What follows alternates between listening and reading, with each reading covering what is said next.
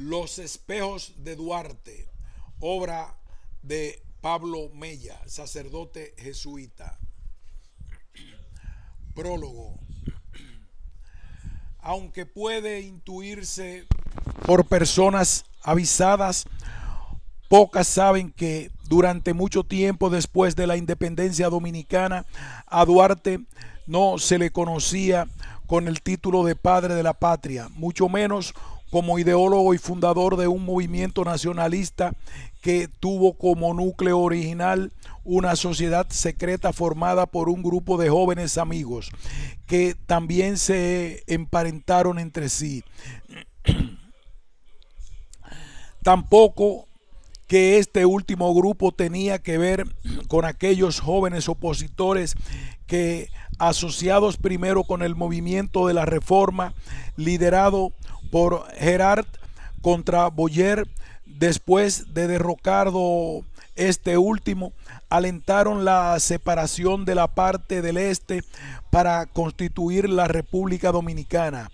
Esta historia era desconocida por la mayoría de la sociedad dominicana hasta que una década después de la Guerra de Restauración se estabilizó en el poder político un grupo dominante que hizo del nacionalismo independiente su bandera y se propuso organizar un Estado-nación moderno, siguiendo los patrones ya seguidos por unas naciones latinoamericanas que tomaron por modelo a Estados Unidos y las principales potencias europeas. La necesidad de legitimar este último proyecto político por un grupo social en el poder que varios estudiosos llaman burguesía en formación es la coyuntura que se abre con la llegada de los azules en 1879 al poder político.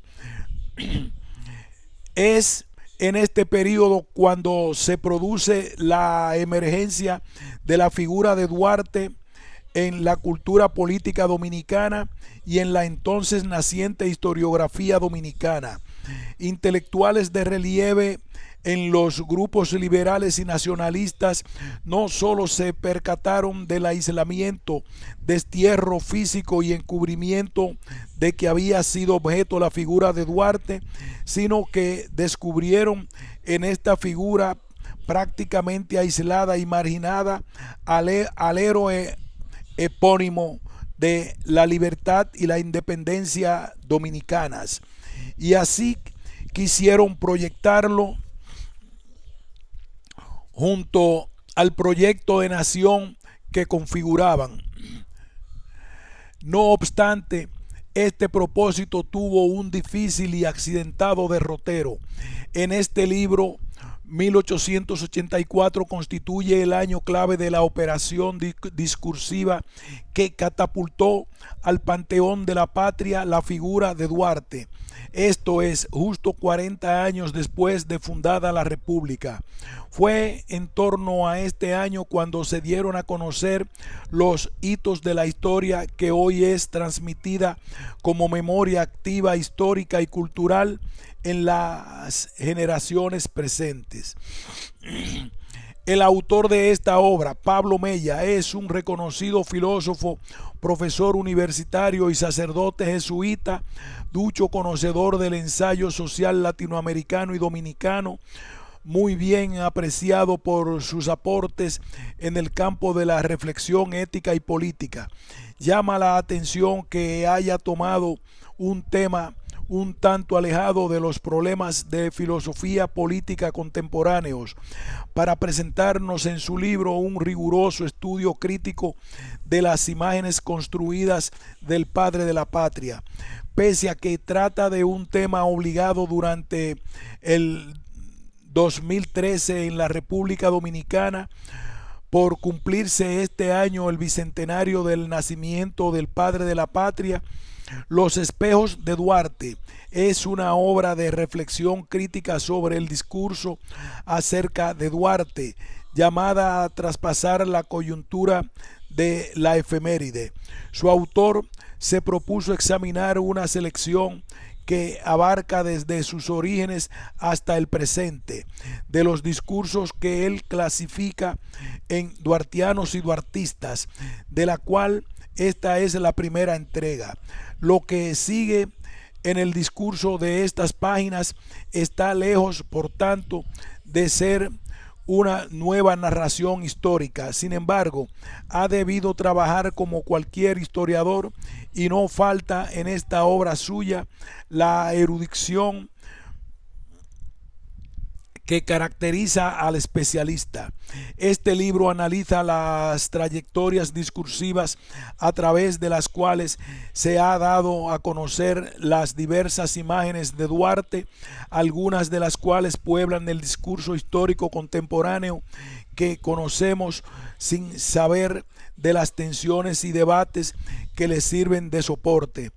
Más que las imágenes reflejadas, al autor le interesan los discursos con que se construyen estas, ya que estos discursos expresan o dan sentido a determinados hechos y a su vez los inscriben en determinados proyectos políticos. Desde luego, el discurso histórico parte de unas fuentes fidedignas, pero fragmentarias, establecidas bajo determinados métodos y enfoques críticos ya probados. Es así como los estudiosos modernos han podido organizar sus respectivos discursos históricos. Aún hay que reconocer en las estrategias narrativas unas construcciones discursivas, eso sí, que en el marco más amplio de la comprensión de problemas y procesos sociales complejos, permiten al biógrafo y al historiador interpretar esos fragmentos desde horizontes de sentido que tratan en cada época de tender un puente entre presente y pasado. Más que de errores, distorsiones, mentiras o equivocaciones, la cuestión del presente estudio son las estrategias retóricas de construcción de los discursos sobre Duarte, de los cuales resultan determinadas imágenes cuya difusión ha servido un papel ideológico en determinados contextos y coyunturas sociopolíticos. En consecuencia, todas esas imágenes son fruto del reflejo de tales estrategias discursivas y, en todo caso, figuras especulativas. El autor no pretende juzgar sobre la veracidad de los discursos así producidos, como quien se atiene a la pretensión de verdad de todo discurso, aunque no pocas veces se pronuncia sobre la calidad de los materiales con que está construido cada espejo. Pablo Mella no ha querido quedarse con ninguna de las imágenes, pues su lectura no está dirigida a establecer la legitimidad de unos espejos sobre otros. Nos propone, en cambio, la búsqueda en otra dirección que, a su entender, está dada por la heterología o la multiplicidad de imágenes. Con todo, el desmonte de los artificios retóricos de los espejos de Duarte no conduce al autor a la reconstrucción de una imagen ni más simple ni más compleja, sino a ninguna imagen, lo que puede resultar un basamento para realizar otras lecturas e indagaciones más profundas. Por eso este libro tiene el signo particular de provocación e invitación a cuestionar viejos y nuevos mitos. Postula desde el principio la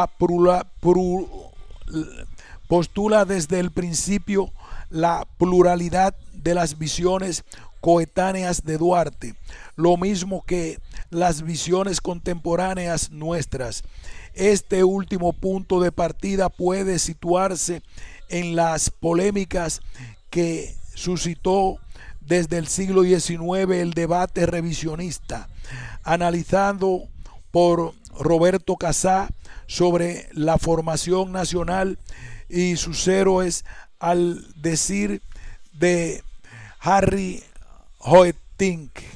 la cuestión del panteón nacional. Esta pluralidad de visiones o los espejos de Duarte, como prefiere llamarlos el autor de esta obra, ha sido rara vez un punto de partida para acercarse a la figura del padre de la patria. Esto hace posible análisis de los diversos espejos y en cierta medida su confrontación y desarrollo. Más aún, subraya la necesidad de continuar la tarea de avanzar en una edición crítica de las fuentes sobre Juan Pablo Duarte y la independencia dominicana. Aprovecho esta última línea para colocar la primera que quise escribir. Mi agradecimiento a Pablo Mella, amigo y hermano, por invitarme a realizar este prólogo y expresar mi enhorabuena por este libro suyo, cuya novedosa aportación a la crítica del discurso no se limita a un ejercicio pragmático lingüístico acomodado a las reglas de la retórica clásica, sino que constituye una contribución muy a propósito para abrir rutas todavía poco exploradas en el campo de la historiografía duartiana. Santo Domingo, 18 de octubre de 2013. Raimundo González. Introducción. Este libro no pretende hablar de Duarte, sino de los espejos de Duarte. La distinción es importante. No se trata de un mero juego de palabras para llamar la atención, sino que desea expresar con un símil cercano al lenguaje ordinario la perspectiva metodológica que se ha adoptado. En esta investigación se ha asumido sistemáticamente una concepción no positivista de la historia que, por otra parte, se busca promover. Por eso, de entrada, el título del libro vale una explicación que ayude a evitar una lectura inadecuada, incapaz de comprender los propósitos que sus páginas persiguen.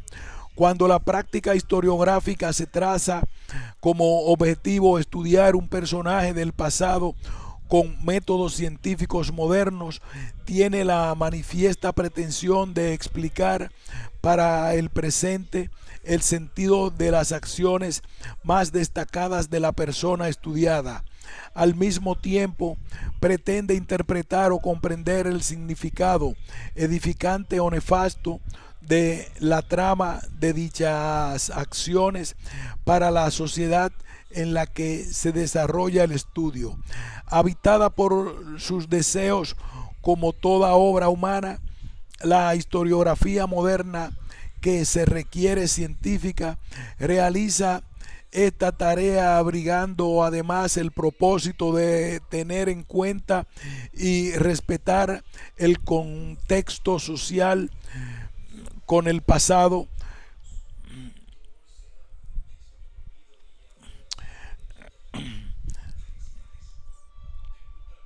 además el propósito de tener en cuenta y respetar el contexto social que estas acciones fueron realizadas, así queriendo tener buen tacto con el pasado, se inclina con más facilidad a asumir una especie de anacronismo gentil o de gentileza anacrónica.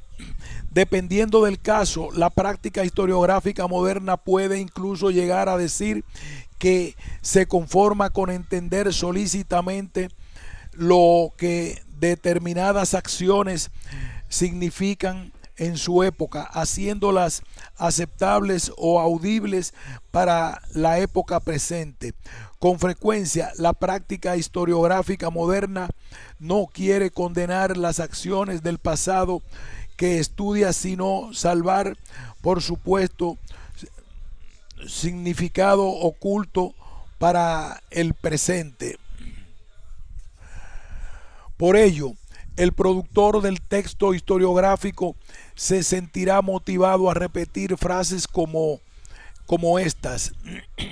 Se explica por qué en esta época se pensaba en el marco de otra visión del mundo. o los acontecimientos se desarrollaron en un contexto histórico diferente al actual. Siguiendo este camino de caridad interpretativa, la investigación historiográfica moderna acaba adoptando una escritura paradójica, experimentando desde el inicio una tensión interna. Por un lado, cree que puede registrar por escrito el significado exacto de lo que sucedió en las claves de la época en que se desenvolvieron los acontecimientos o vivió el personaje estudiado. Por otro lado, se declara entusiásticamente con la capacidad de traducir este significado otro para la comprensión práctica de su hipotético lector del presente. La conclusión lógica, pero paradójica, es que lo sucedido en el pasado se acaba mostrando en función de la situación presente, viendo aniquilada su alteridad semántica en el altar de una lección moralizadora. Es bien sabido que este tipo de trabajo historiográfico en torno a un personaje se conoce como biografía. Debe quedar claro entonces que Los espejos de Duarte no es ni quiere ser una biografía de Juan Pablo Duarte y 10 Santo Domingo, La Española, 1813, Caracas, Venezuela, porque quien escribe estas líneas no es ni desea ser historiador. En primer lugar, la presente indagación no pretende ser científica, sino filosófica. Quiere ser una invitación a pensar. En segundo lugar, no tiene como objetivo final explicar el significado presente de las acciones más destacadas de la vida de Juan Pablo Duarte, considerado como solo a partir de 1884 en la opinión pública dominicana e inicialmente por unos pocos letrados capitaleños como el padre de la patria dominicana. En otras palabras, este libro no fue escrito moralizadoramente para exaltar los valores patrios encarnados por Duarte y para que todos los dominicanos los conozcan y defiendan para siempre. Este libro, como obra filosófica, busca balbucear un lenguaje universal que trascienda las fronteras xenófobas que dividen a los seres humanos y siembran odio y desprecio a determinados colectivos. En tercer lugar, si bien es verdad que las reflexiones de esta obra están muy atentas al contexto de los documentos que revisa, no acarician la pretensión de fijar una interpretación canónica de la vida de Juan Pablo Duarte.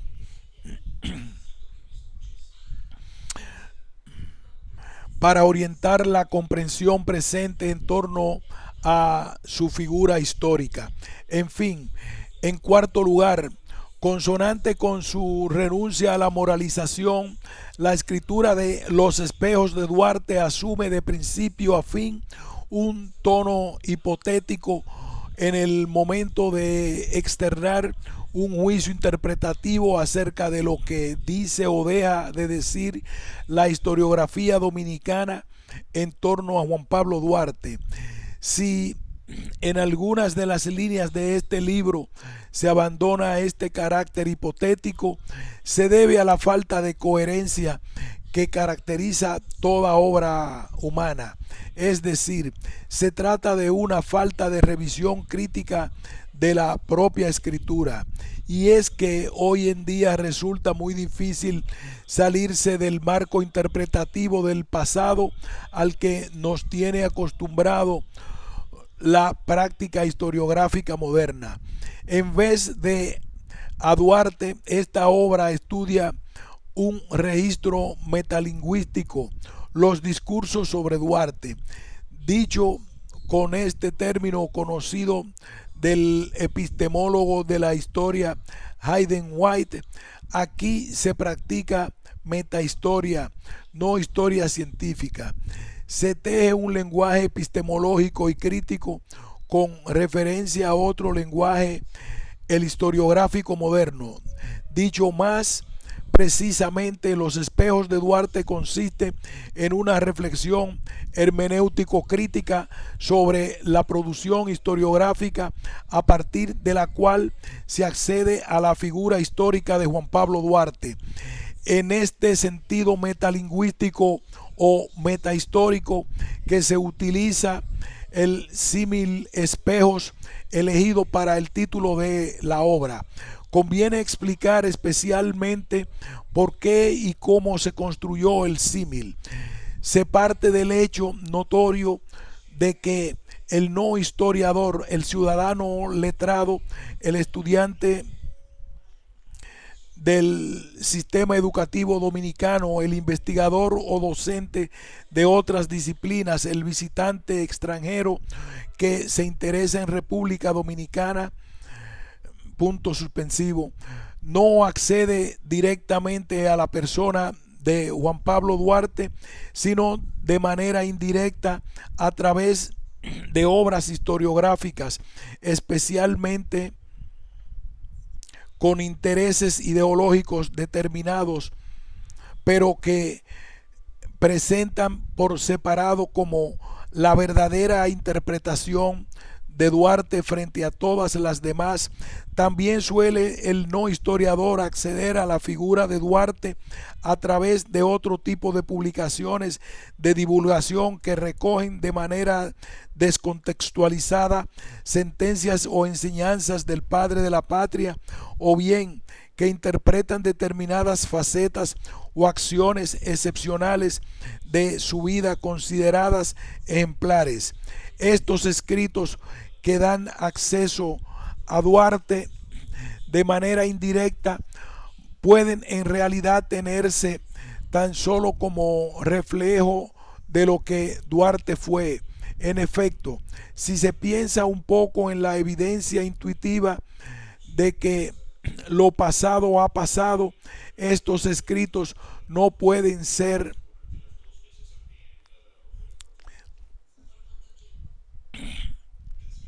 En efecto, si se piensa un poco en la evidencia intuitiva de que lo pasado ha pasado, estos escritos no pueden no ser otra cosa que un reflejo, una perspectiva creada por la especulación. En este primer sentido, espejo es comprendido como sinónimo de espejismo. Tanto el texto historiográfico como la tensión interna, como la literatura descontextualizada que colecciona máximas o ideas, pergeñan al público lector una imagen irremediablemente borrosa e inadecuada de Duarte, nunca la imagen real.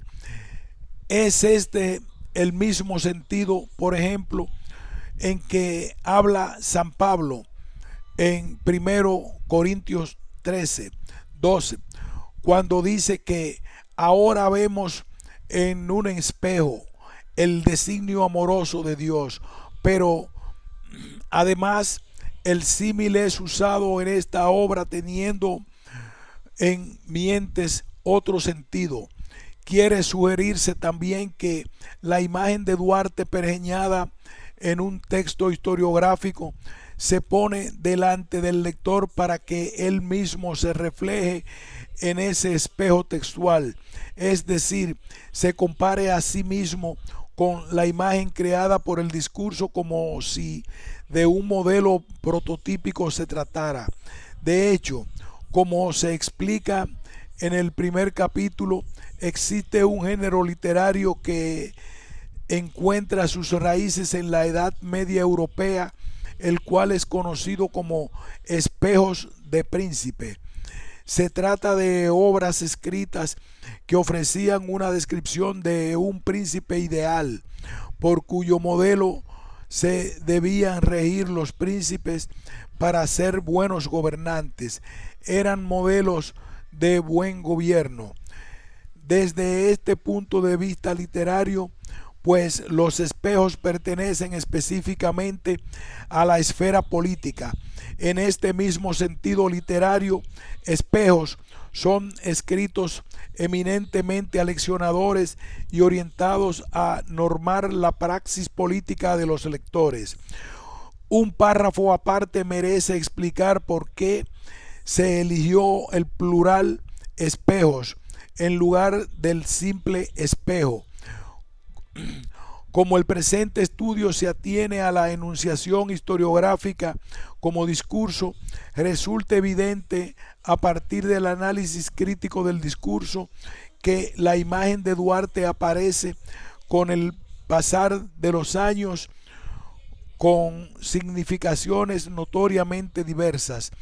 Cada espejo de Duarte busca aleccionar políticamente al lector en una dirección bastante precisa, respondiendo al contexto de enunciación del discurso. El análisis crítico revela cómo cada imagen especular de Duarte es construida por el discurso con fines muy concretos. Incluso un mismo epíteto, como por ejemplo apóstol, significa cosas diferentes cuando el contexto de enunciación cambia, respondiendo a los intereses del emisor del discurso en la configuración sociopolítica del momento. Por tanto, el estudio muestra cómo en el proceso de desarrollo de la historiografía dominicana no hay una sola imagen de Duarte, sino muchas imágenes que se encuentran luchando entre sí, porque en el fondo son el reflejo visible de los proyectos ideológicos, no inmediatamente invisibles, de sus creadores promotores. El libro comienza con 3 capítulos metodológicos, pero progresivamente van integrando más material específicamente referente a Juan Pablo Duarte. El primer capítulo busca contextualizar la historiografía duartiana en el marco más amplio de la historiografía dominicana.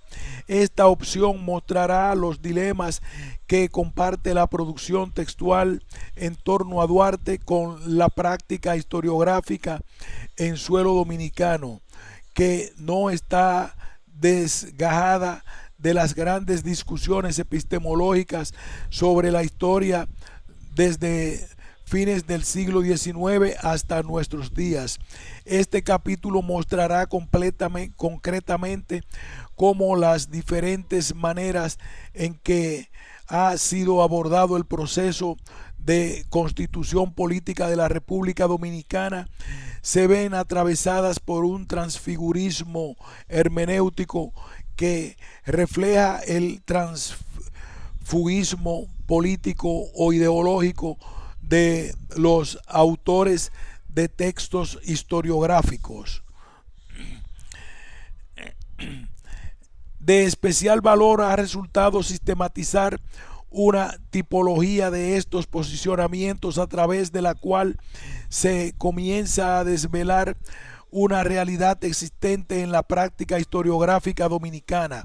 Hasta ahora, dichos posicionamientos han sido poco objeto de reflexión y de diversas perspectivas hermenéuticas que se descalifican mutuamente, muchas veces con tono apasionado, precisamente porque responden a posicionamientos políticos, personales o institucionales. El segundo capítulo, quizás el más arduo de leer de todo el libro, desarrolla y explica la metodología utilizada en el análisis de cada espejo de Duarte. Este capítulo cuenta con un apéndice en que se transcribe el esqueleto teórico que está por detrás de cada uno de los capítulos 4 a 7, en que se estudia un espejo de Duarte determinado. Quizás baste al lector dar un vistazo de conjunto a este esquema y hacerse una idea general de la metodología adoptada. El capítulo 2 podría estar reservado entonces a personas específicamente interesadas en el análisis crítico del discurso. De todos modos, conviene al menos leerse el primer acápite de este capítulo, pues él mismo explica conceptos fundamentales para la comprensión de la perspectiva analítica adoptada, tales como enunciación, enunciado, locutor, enunciador, destinatario, alocutario y actancia. El tercer capítulo estudia y sistematiza críticamente la documentación y bibliografía existente en torno a Duarte. Esta revisión se realiza siguiendo las conclusiones analíticas de los dos primeros capítulos. En las consideraciones metodológicas de estos capítulos emerge una palabra clave para calibrar el valor cognitivo de la producción escrita en torno a Duarte. Esta palabra, que en la práctica funciona como una categoría analítica, es intertextualidad. Esta palabra, que en la práctica funciona como una categoría analítica, es intertextualidad, la lingüística del texto bajo la sombra de las reflexiones de Mikhail Bakhtin. Ha recuperado esta categoría, enriqueciendo enormemente su uso. Se mostrará en qué sentido queda seriamente comprometido un estudio historiográfico que no tome en cuenta el carácter eminentemente intertextual de la documentación primaria y de la literatura secundaria en torno a Duarte. Con fines pedagógicos y argumentativos al mismo tiempo, a lo largo de este capítulo se realizan pequeños ensayos de análisis de documentos referentes a Duarte, por otra parte bastante conocidos, mostrando así lo que podría aportar un enfoque intertextual al tratamiento historiográfico de los documentos del pasado y de textos escritos afines a estos. Entre los documentos referentes a Duarte destacan los apuntes para la historia de la isla de Santo Domingo y para la biografía del general dominicano Juan Pablo Duarte, y 10 de la hermana de Juan Pablo Duarte, Rosa Duarte. Este escrito, mejor conocido con el título abreviado Apuntes de Rosa Duarte, es la base documental primordial para construir cualquier estudio sobre Duarte en estos momentos. La relación estética y el secuestro documental de los hombres de letras dominicanos han buscado imponer una relación hermenéutica con los apuntes de Rosa Duarte que debe ser criticada. Esta interpretación está atravesada por una contradicción que deja abandonado al lector en la playa de la perplejidad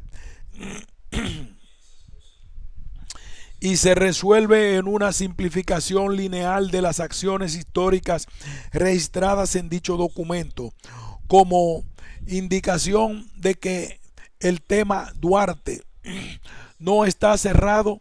Se pone como anexo de este capítulo la carta de un trinitario, Félix María Ruiz, que cuenta una historia radicalmente diferente a la conocida por la mayoría de los dominicanos en lo que respecta a los aprestos organizativos que desembocaron en la independencia nacional y al protagonismo de Duarte en los mismos. En el proyecto inicial de la investigación se quería hacer un recorrido completo hasta el tiempo presente de los espejos de Duarte. Sin embargo, la tarea ha sido más ardua de lo esperado y se ha impuesto la realidad de la limitación de tiempo y de fuerzas investigativas. En este libro se presentan tan solo los primeros 4 espejos de Duarte, que tienen un valor significativo para la hermenéutica política dominicana contemporánea. Como ya se dijo, estos espejos se estudian en el capítulo 4 al capítulo 7.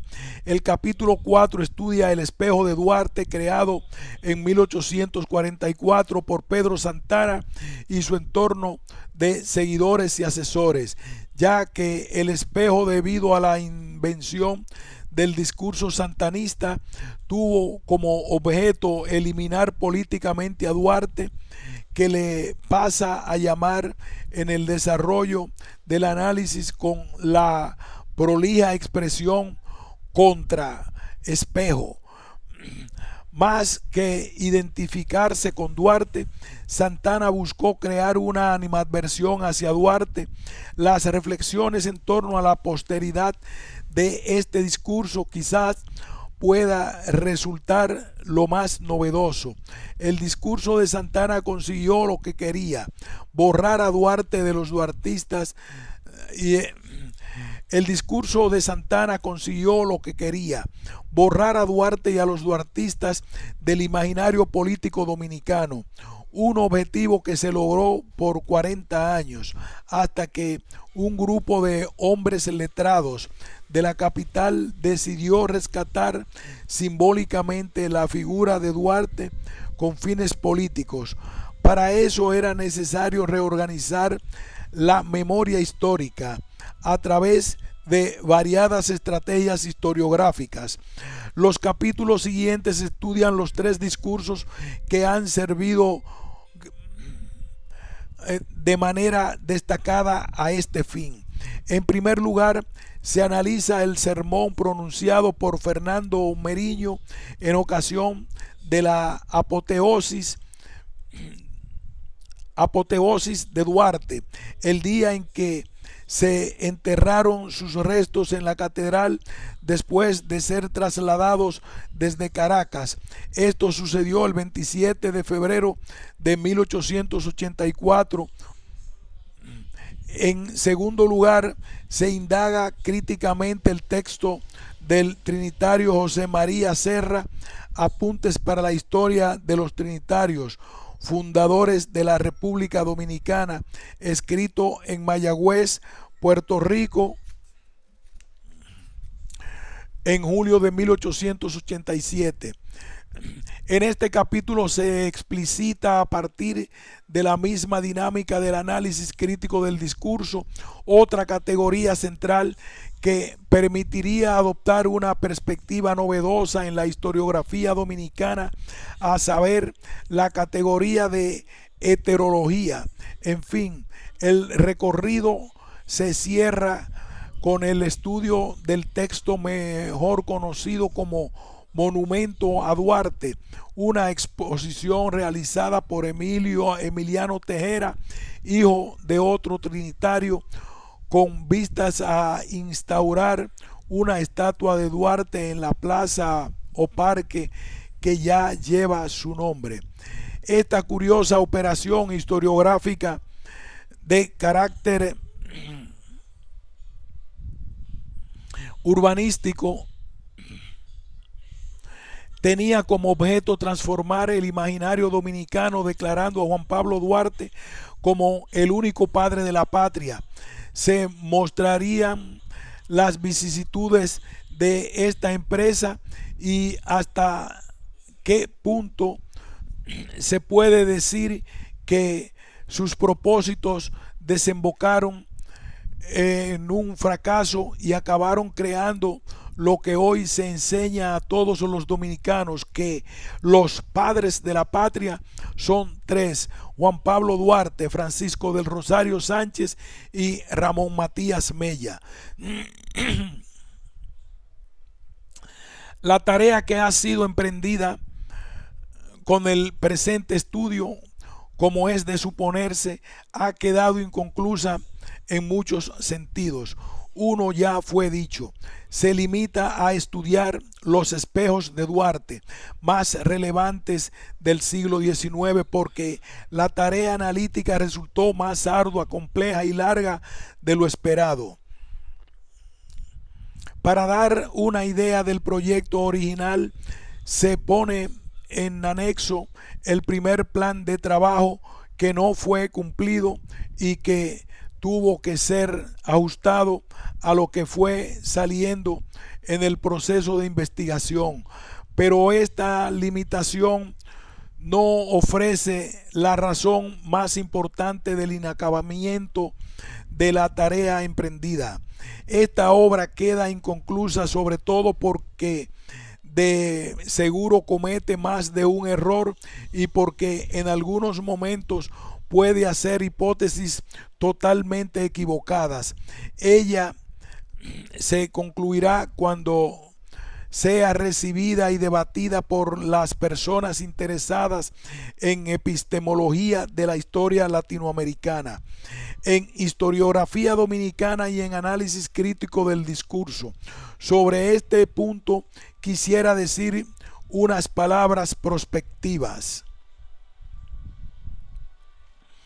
El ambiente intelectual dominicano está poco acostumbrado al debate académico. Las discusiones académicas se toman muchas veces como cuestiones personales o como heridas a la propia honra. Este libro se quiere académico, aunque no niega sus intereses políticos en búsqueda de lo que podría denominarse una democracia intercultural. Aunque resulte algo atípico, el trabajo académico se realiza revisando críticamente el trabajo de los otros, más aún si se trata de un trabajo esencialmente metalingüístico o metadiscursivo como este.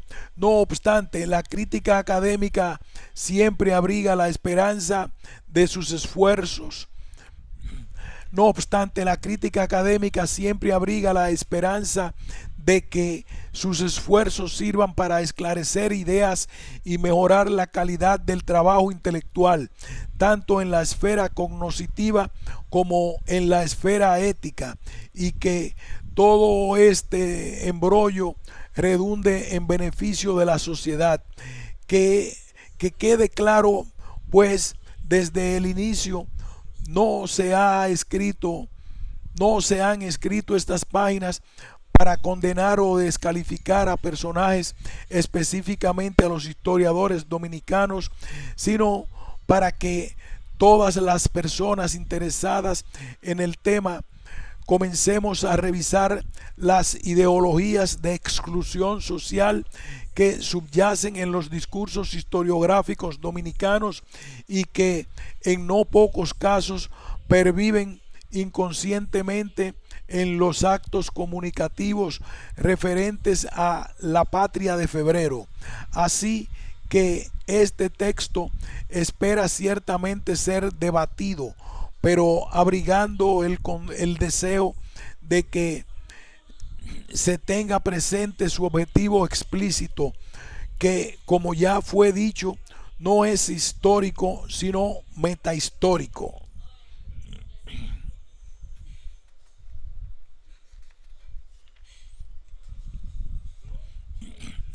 Capítulo 1. En el laberinto de los espejos, la historiografía dominicana y la interpretación duartiana. En este primer capítulo se indagan críticamente los términos en que se ha realizado la historiografía dominicana y cómo Este corpus intelectual se relaciona con la producción de la literatura histórica y ensayística acerca de Juan Pablo Duarte. Este desarrollo de las reflexiones muestra por qué hace falta una hermenéutica crítica que permita navegar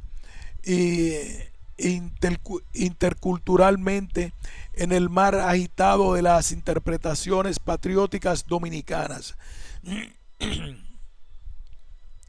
Este importante resaltar desde el inicio de la escritura es siempre un esfuerzo disciplinante de la memoria.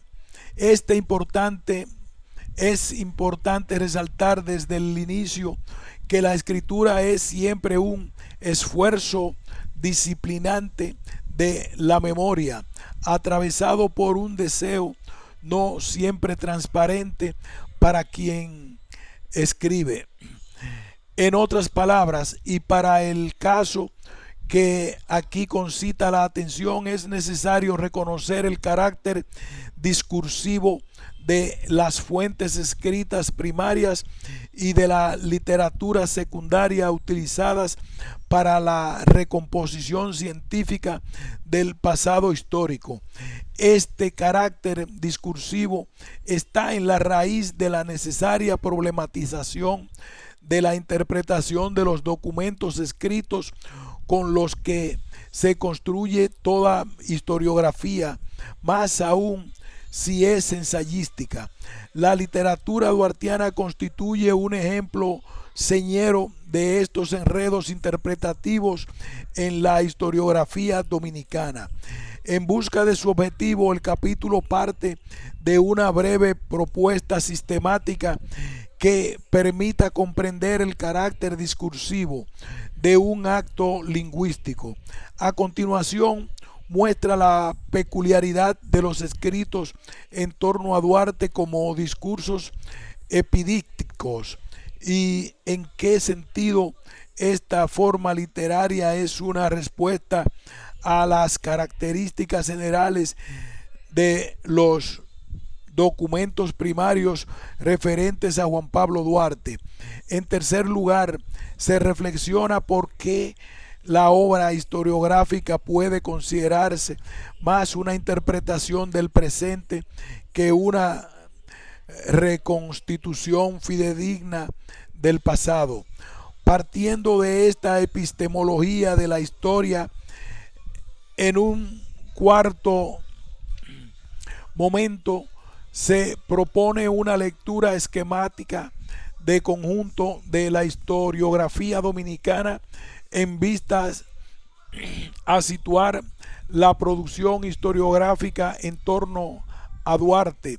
Esta historiografía forma parte de aquella como un subconjunto bastante bien delimitado y altamente significativo en cuanto reproductora del imaginario sociopolítico de las élites letradas dominicanas, específicamente capitaleñas.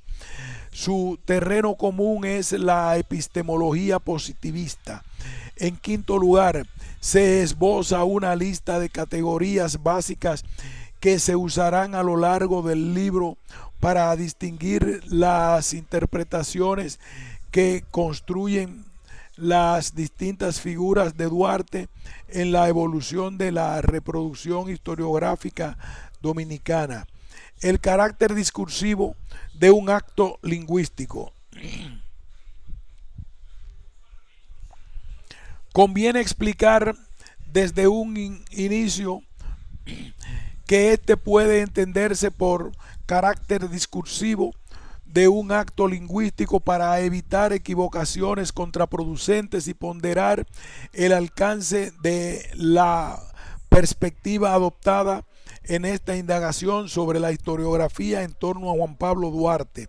Esta tarea, que lleva a cabo con la ayuda de las reflexiones de Teun Badjike y Fabio Abreu sobre análisis crítico del discurso, Badjike, 2009. En la medida en que se avancen las explicaciones, se harán concomitantemente aplicaciones a la historiografía en general y a la literatura sobre Duarte en particular. El concepto carácter discursivo sirve de trasfondo sistemático a lo que se indaga en este libro en torno a los escritos históricos referidos a Juan Pablo Duarte. Una pregunta puede formular pedagógicamente lo que implica esta opción. ¿Cómo identificar los obstáculos hermenéuticos que un biógrafo ha de enfrentar si se pusiera a escribir sobre Juan Pablo Duarte, abierto al conflicto de las interpretaciones y atento al giro descolonizador del pensamiento latinoamericano? Maldonado Torres, 2009. Castro Gómez, 2001. La relevancia de esta perspectiva ha sido expresada por Michael de Certeau de manera tajante pero sugestiva. La historiografía, es decir, historia y escritura, lleva inscrita en su nombre propio la paradoja y casi el oxímoron de la relación de los términos antinómicos, lo real y el discurso.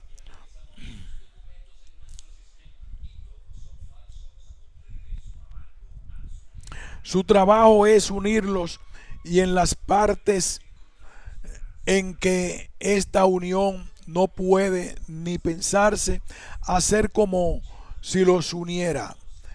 Certeau, 1993. El carácter discursivo puede definirse como el conjunto de cualidades que permite identificar un acto lingüístico como discurso. Por tanto, una de estas cualidades aisladas no es suficiente para identificar un acto lingüístico como discurso. A continuación, se describen estas cualidades ejemplificándolas con aspectos específicos del discurso historiográfico y con algunos pasajes de la literatura duartiana. A. Lo primero que distingue un discurso en su textualidad. Un discurso es un texto, es decir, un tejido de enunciados con un ordenamiento complejo de significantes. Bungrand and Dressler definen el texto como un acontecimiento comunicativo que cumple con determinadas normas de textualidad, 7 en total, entre las que destaca la coherencia, que se refiere a la continuidad del sentido. La coherencia vendría a ser el equivalente del significado de una palabra, pero aplicado al conjunto ordenado de enunciados que dan cuerpo al acontecimiento comunicativo. Las 7 normas de textualidad establecidas por Bungrand and Dressler, modo en que están vinculados entre sí los elementos lingüísticos y que percibe superficialmente, corresponde a la sintaxis textual. Coherencia, relación de causalidad entre las afirmaciones del acto comunicativo que establece una continuidad de sentido. Intencionalidad, objetivo del emisor. Aceptabilidad, receptividad del destinatario. Informatividad, grado de probabilidad o predicción de las informaciones servidas. Situacionalidad, importancia del acto lingüístico dentro de una situación comunicativa concreta. Intertextualidad, relación con otros textos que portan significados. Las dos primeras de ellas se centran en el mismo texto. Las dos que siguen están orientadas al hablante escritor y al oyente lector. Las dos siguientes se refieren a la situación comunicativa y la última, la intertextualidad, pone en evidencia la diversidad de tipos textuales y su correlación. Bertuccelli, 1996. Algunas de estas normas aparecen a continuación como características que permiten distinguir un discurso y a confundirse.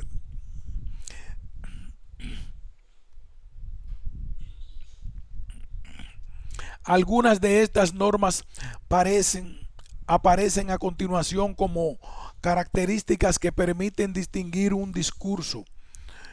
De hecho, en la textolingüística, texto y discurso han tendido a confundirse. Por tanto, de acuerdo con esta definición canónica, para los estudios lingüísticos contemporáneos, la esencia de la textualidad depende de que el acto lingüístico constituya una acción comunicativa que se despliega lógica y temporalmente. Una frase solitaria no es texto. En el mismo sentido, Ricord afirma que textos son unidades lingüísticas mayores que la oración. Se puede aplicar aquí de modo analógico el antiguo adagio: una golondrina no hace verano. Así entendida la textualidad, cualidad de un acto lingüístico desarrollado por ensamble coherente de proposiciones, puede aplicarse tanto a enunciaciones orales como a enunciaciones escritas. El presente estudio trata de textos escritos, pero se verá en el transcurso de su desarrollo que en los orígenes de la literatura duartiana se encuentran referencias entreveradas a textos orales, y esto tiene implicaciones decisivas para la pretensión de objetividad que esta literatura historiográfica se suele adjudicar. En efecto, el paso de lo oral a lo escrito operado por la historiografía implica una construcción que hace transitar la significación de los acontecimientos del plano de lo indefinido al plano de lo definido, operando una coacción de las prácticas cotidianas. Esto es importante señalarlo porque las prácticas cotidianas tienden por su dinámica interna a escaparse de cualquier esquema preestablecido, máxime porque dicho esquema es excogitado por el historiador en un contexto diferente del que los acontecimientos del pasado que estudia.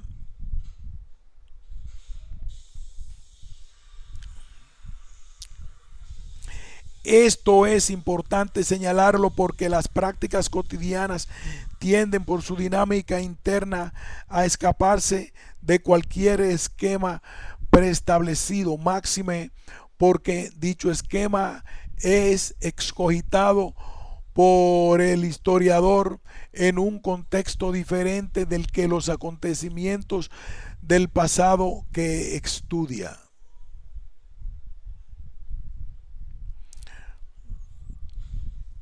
Aquí hacemos una pausa y continuaremos en el párrafo siguiente. La más relevante de todas las coacciones que impone la construcción de la escritura histórica